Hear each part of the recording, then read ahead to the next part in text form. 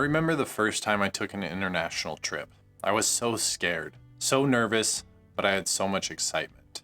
This is my story, but this is also our story. This is a story of change, a story of acceptance, and this is a story of love.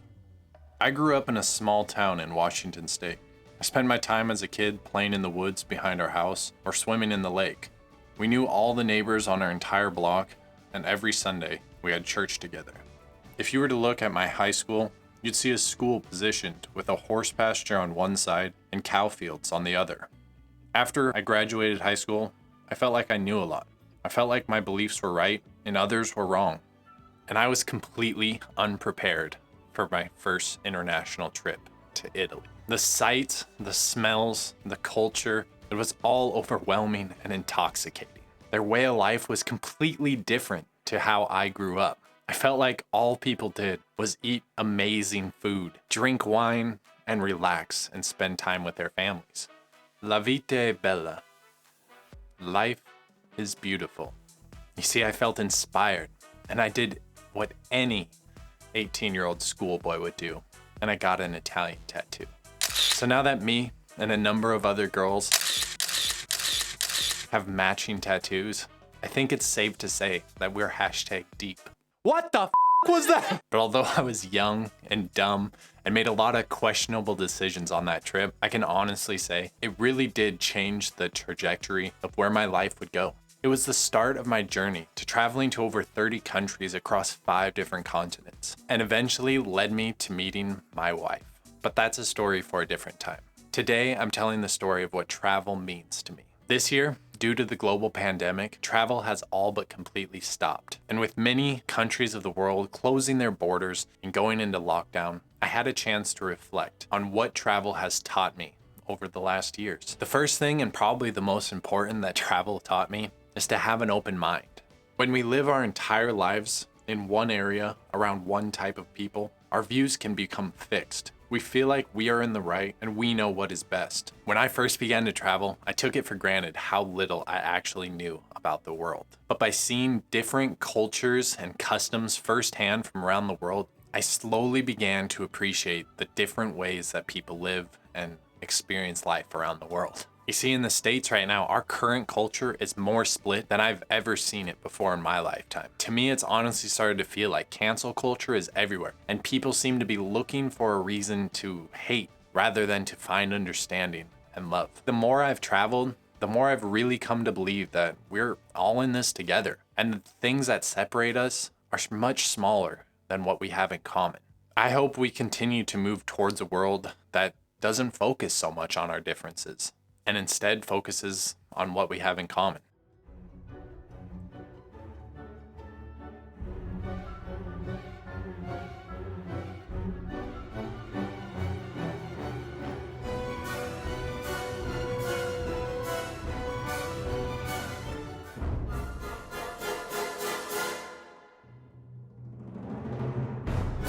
This brings me to my second point. Travel has taught me patience. When you travel to a new place and things don't go exactly how you want them to, or completely different than what you're used to, and it's so shocking and can be extremely frustrating. But over the years, I've slowly been developing more patience and understanding that things don't need to go the way I want them to. Things don't necessarily have to go according to my plan. And just because something's not going how we think it should, or people are behaving in ways that we're not accustomed to, doesn't necessarily mean it's wrong. I believe that developing more patience is probably one of the fastest ways I know of to improve our overall life satisfaction and quality of life without actually having to change anything. We've all been in a situation like this. Imagine you are the man in the suit, excited for your upcoming trip to Toronto.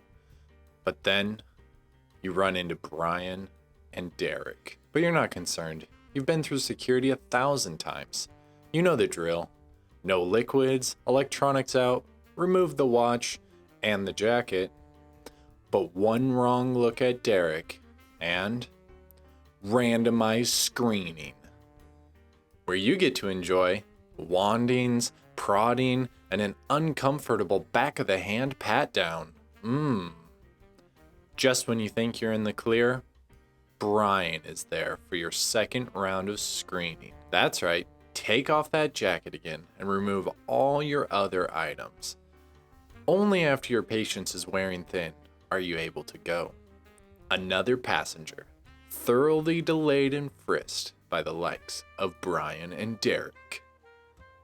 You finally reach your gate, still trying to shake the memory of the security, when Becky says, Oh, Toronto? That flight's been canceled.